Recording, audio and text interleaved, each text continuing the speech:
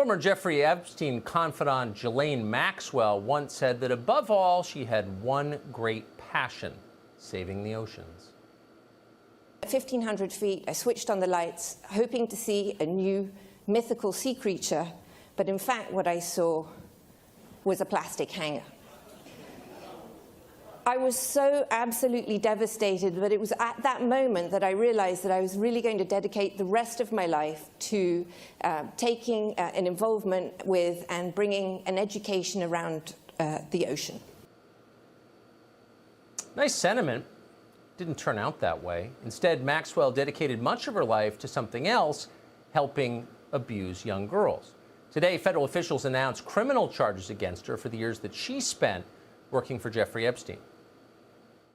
Today, we announced charges against Ghislaine Maxwell for helping Jeffrey Epstein sexually exploit and abuse multiple minor girls from the period of 1994 through 1997.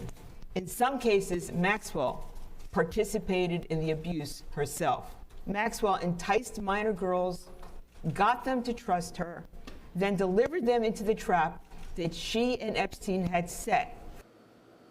Maxwell has been all over the world recently, according to news reports, but authorities arrested her at an isolated home in central New Hampshire. Why? What was she doing there? What we know tonight is that Maxwell bought the house and the 156 acres it sits on last December. She bought it anonymously for $1 million in cash. Maybe now that she's under arrest, maybe she's on suicide watch tonight, we'll learn more about what she did for Jeffrey Epstein and what Jeffrey Epstein did. Where did all the money come from? And why were so many famous people always in the room? For example, the founder of LinkedIn, Reid Hoffman, was a close friend of Jeffrey Epstein's. Now he's a top donor to Joe Biden, and quite a moralizer, too. How much did Reid Hoffman know about what Jeffrey Epstein was doing? Will the FBI be questioning him? If not, why not? And what about the founder of Microsoft, Bill Gates? Gates made at least 3 visits to Jeffrey Epstein's townhouse. He called Epstein and his life, quote, intriguing in an email. That's intriguing on its own. Will we learn more?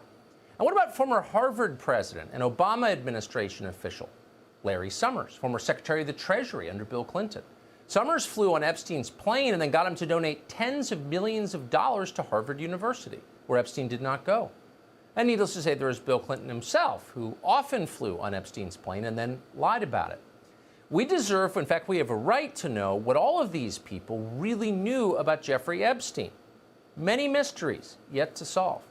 Lana Goodman has come closer than most to getting to the core of it. She's co-author of the book, A Convenient Death, The Mysterious Demise of Jeffrey Epstein, and she joins us tonight. Thanks so much for coming on. So first things first, why do you think Maxwell was in New Hampshire this morning? Well, I just want to say, Tucker, I think that prison is going to be a pretty big adjustment for Ghislaine Maxwell. Ghislaine was born into French high society. She was the daughter of a billionaire. She's lived this just very extravagant lifestyle throughout her life.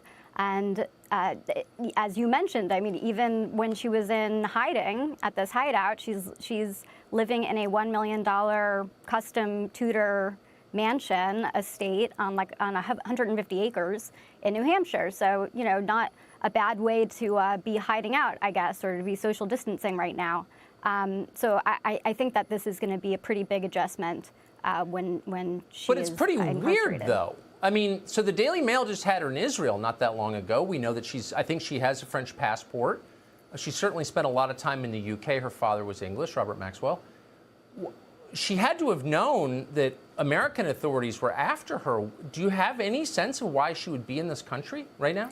It's very bizarre. I mean, people were shocked to hear that. There were rumors of all different places that she was supposedly at. I mean, some people with claims maybe Paris. I mean, people had spotted her in Paris. Right. There were claims about London. There were claims even about like the Israeli embassy and things like that. So yeah, there's been some pretty wild speculation. But I think generally the idea was people assumed she was out of the country.